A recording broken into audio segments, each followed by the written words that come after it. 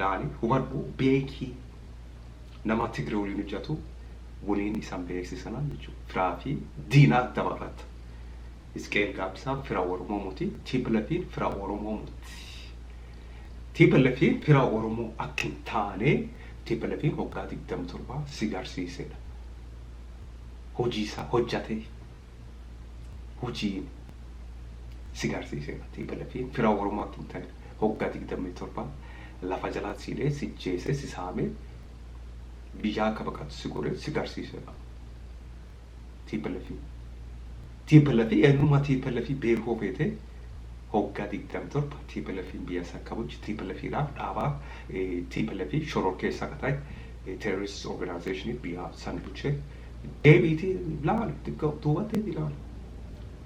Ilaali namoota hidhaman fa'aa subsiisii raabaroo feete eenyummaa isaanii beekuu feete eenyummaa TPLF waggaa 27 duuba deebiitii ilaali.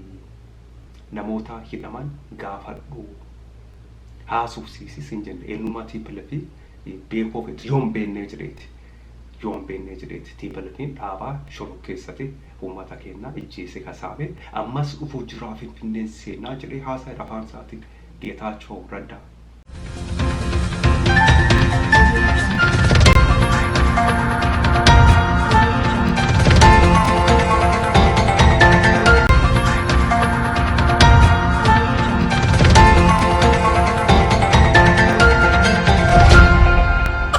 Audio Jungle.